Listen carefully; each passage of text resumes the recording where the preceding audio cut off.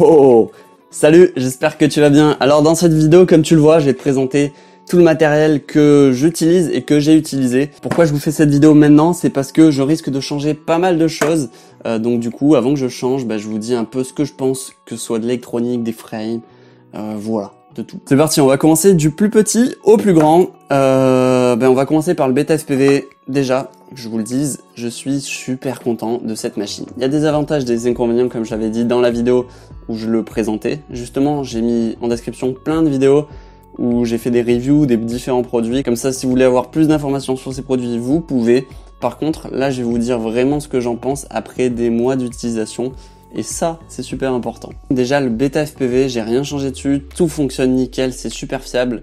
Mis à part le premier ou deuxième vol, j'ai fait avec cette machine, j'ai voulu faire un gros dive, mais voilà, moi aussi, je teste pas le matos avant. J'ai voulu faire un gros dive, tu vois, avec une grosse ressource. C'est bon, je casse tout. Une grosse ressource où je mets full gaz. Avec la GoPro, c'était vraiment ce setup-là.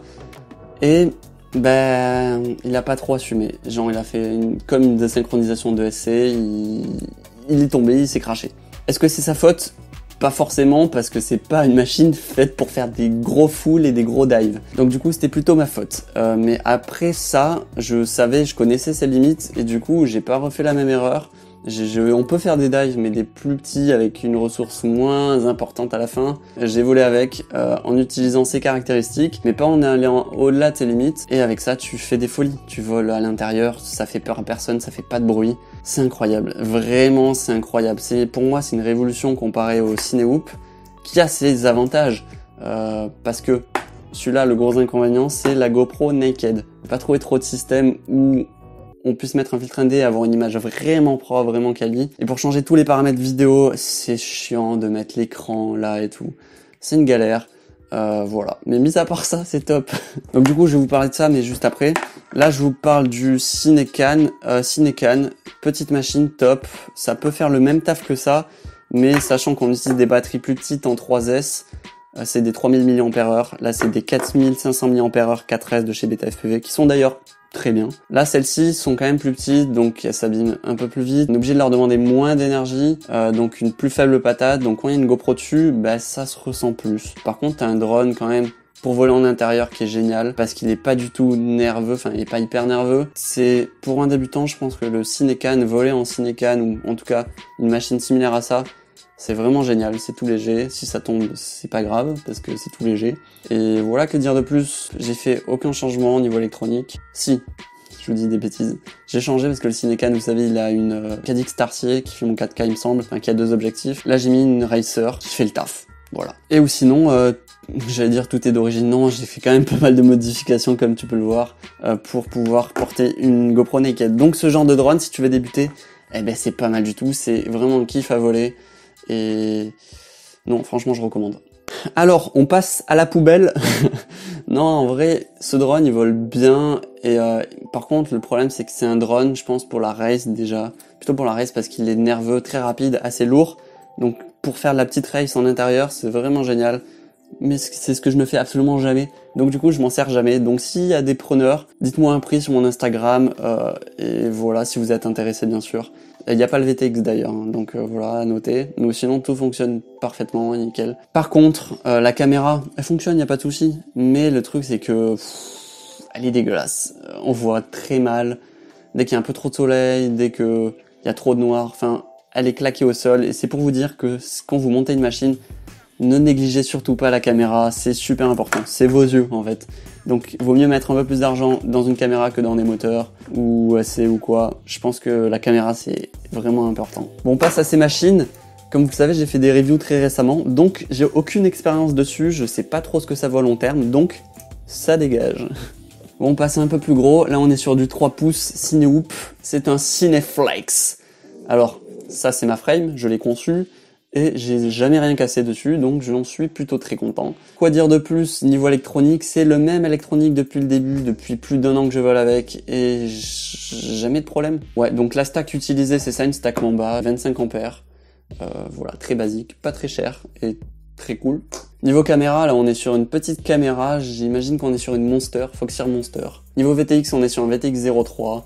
Donc très bon VTX pour faire des petites distances, voilà, moins de 500 mètres, c'est pas trop d'obstacles, enfin voilà, ça dépend. De toute façon, toutes les vidéos que vous avez vues avec mon Cinehoop, ben voilà, je les fais avec ce matériel, avec ces composants. Niveau hélice, j'utilise des HQ Props 3 pouces pour Cinehoop. J'avais testé quoi? J'avais testé mes hélices coupées à la main. C'est pas fou, vaut mieux des hélices comme ça. Voilà, si vous avez d'autres hélices à me conseiller pour un Cinehoop, n'hésitez pas en commentaire à me le dire. Et oui, je voulais ajouter un truc, en fait, une petite comparaison très rapide entre les deux pour ceux qui ont toujours pas compris et qui me posent des questions. En fait, ça, si vous voulez pas vous faire chier, faire de la super image, c'est top parce que tu mets la GoPro dedans, tu te poses pas de questions, tu fais tes petits réglages, c'est très simple, tu mets ton filtre ND sur la GoPro, très simple, efficace, ça marche. Oui, j'ai oublié de vous dire, je vais pas vous mentir, hein, ce truc, cette machine, je vous ai dit qu'elle est très fiable, j'ai eu aucun problème pendant 1 an et demi, ok.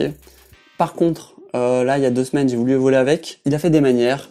Ce moteur n'a pas voulu fonctionner. Enfin, il faisait comme si, je sais pas, l'ES avait un problème ou le moteur avait un problème. Et en fait, là, je me suis dit, bon, bah, il faudrait que je le répare. Je le branche, j'arme, je vole, tout nickel.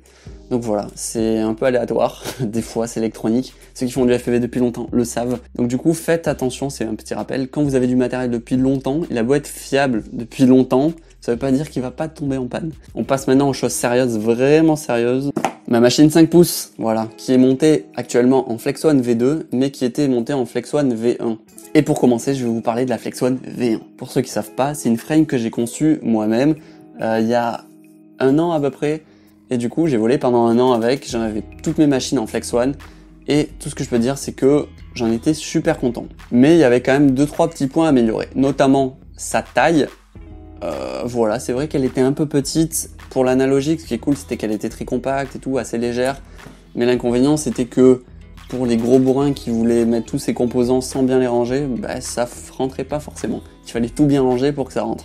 Et deuxième petit point négatif, et en même temps, c'est normal, j'ai dû casser 5-6 bras. Bon, vous allez me dire, en 1 an, c'est pas grand chose, c'est vrai. Après, je fais pas de bandeau. Mais voilà, ça m'a fait un peu chier quand même, c'est chiant de casser des bras. Donc voilà, c'était un peu mon retour sur la Flex One V1 qui n'est plus en vente, hein, absolument plus. Mais par contre, il y a la Flex One V2 qui est sortie, pour ceux qui ne savent pas, donc il y a à peu près 25 pilotes qui l'ont. Je sais pas s'il y en a beaucoup qui ont volé avec pour l'instant, même moi j'ai pas trop volé avec, j'ai pu faire moins de 10 vols avec, ou tout juste 10 vols. Et pour l'instant, bah, rien à signaler, tout va très bien. Pour ceux qui n'avaient pas vu la petite vidéo où justement je disais qu'elle était en précommande, ben, qu'est-ce que j'ai fait dessus?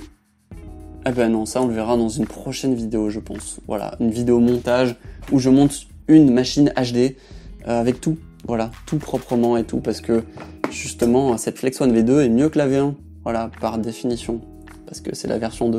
Mais ce qui est important du coup, c'est l'électronique, parce que depuis tout le temps, enfin en tout cas depuis longtemps, je vole avec le même électronique, le même matériel, donc je peux vous dire ce que j'en pense. Bon, on va commencer par les extrémités, c'est-à-dire les hélices. On a des HQ Props V2S. J'ai longtemps volé avec des V1S et là, je me suis dit pourquoi pas tester les V2S parce que HQ Props m'ont envoyé un carton d'hélices avec plein d'hélices, les S3, les S4, les S5. Donc je les ai pas mal testées, un peu toutes.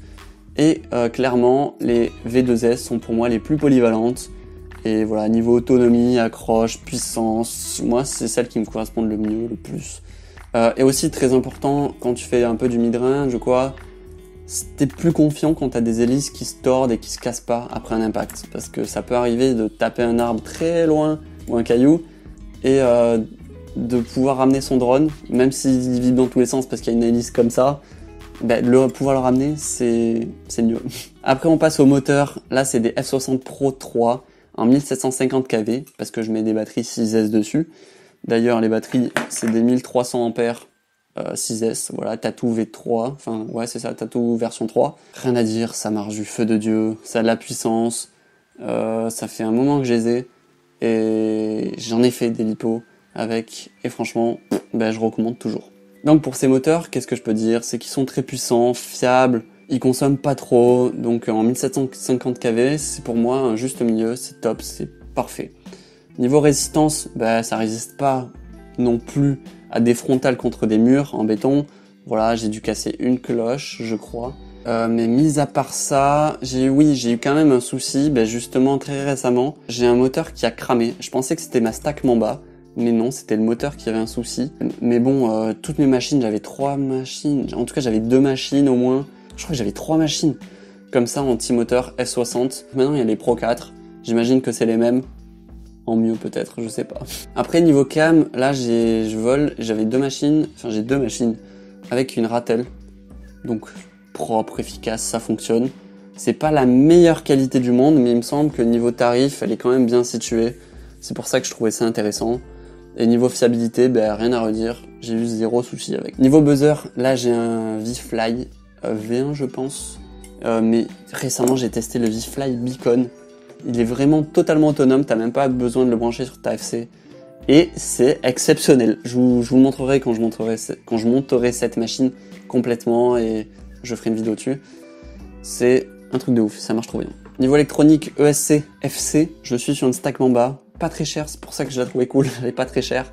Fiable, si tu la pousses pas au max, si tu as des réglages très corrects, tu cherches pas à avoir le quad le plus loqué du monde.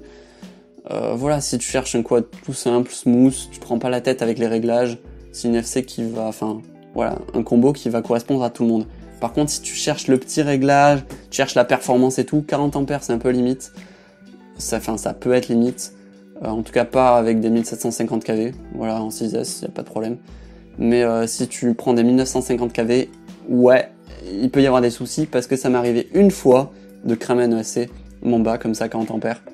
Avec ces petits moteurs, les Velox, petits moteurs, pourquoi? Parce qu'ils étaient en 1950 kV. Donc qui dit plus haut kV dit que tu vas consommer plus d'ampères, dit que ton ESC va prendre plus cher. Donc voilà, ce jour-là, pour vous faire une petite histoire, c'était avec le tournage avec Tom. Tom, c'est un pote qui fait du BMX Race. Sur Instagram, vous avez dû voir la vidéo. Et justement, ce jour-là, il faisait chaud et tout. J'ai pas tellement poussé la machine, mais je devais avoir des réglages à ce moment-là, PID, et pas hyper optimisé pour ces moteurs. Et du coup, ça m'a cramé le ESC et le moteur en même temps. Ça, c'était pas cool. Donc voilà, c'était ma petite mésaventure. Après, niveau vidéo, j'ai un VTX AKK Ultimate Mini V2, je sais plus trop quoi, mais voilà.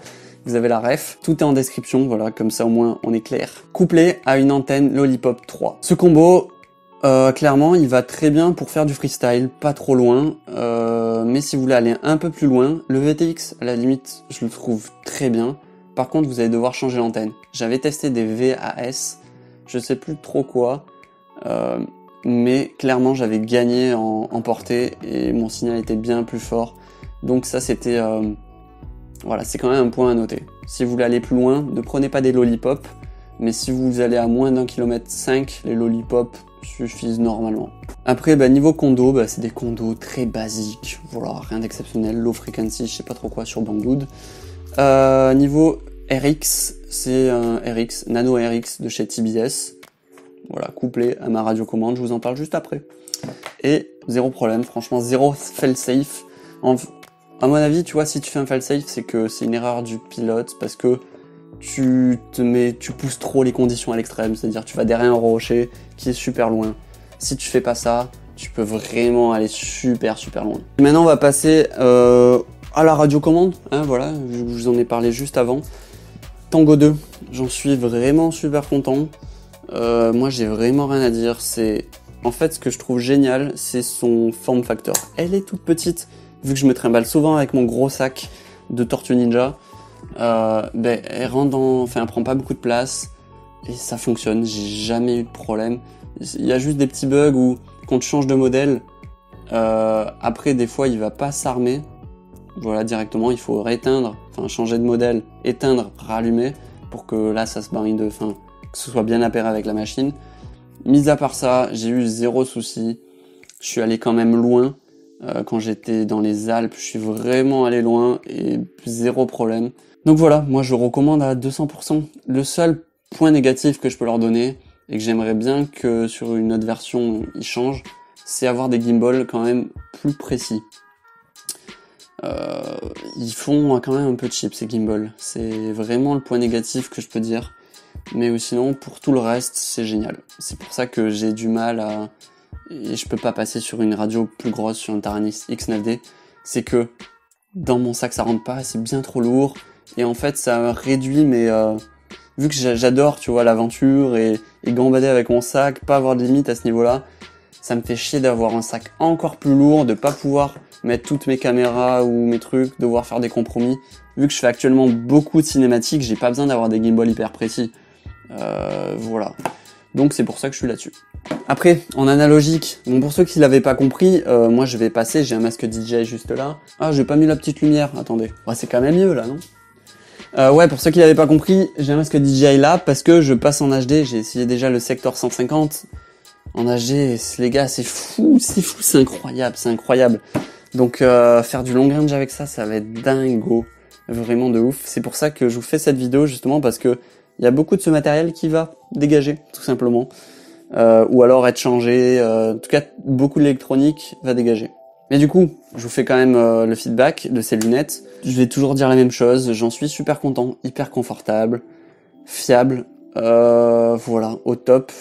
Mis à part, faites attention, au niveau de l'alimentation, ça m'est arrivé 1 ou 2 fois que la batterie se débranche et quand t'es en vol, c'est pas fou. Faites attention avec vos batteries, vérifiez que ça s'accroche bien et que ça puisse pas tomber. Voilà, et accrochez bien ça à votre masque, enfin, démerdez-vous, mais faites gaffe. En parlant de ces batteries, j'en suis content, mais à la fois, enfin, j'en suis content parce que elles sont toutes faites, tu vois, t'as plus qu'à les plugger, tu les charges en USB type B, donc c'est pratique. Par contre, niveau longévité, c'est pas dingue. Est-ce que j'ai une alternative à ça? Oui et non. J'avais testé une batterie externe, tu vois, de téléphone pour charger 4 fois ton téléphone et de le brancher à un USB type B.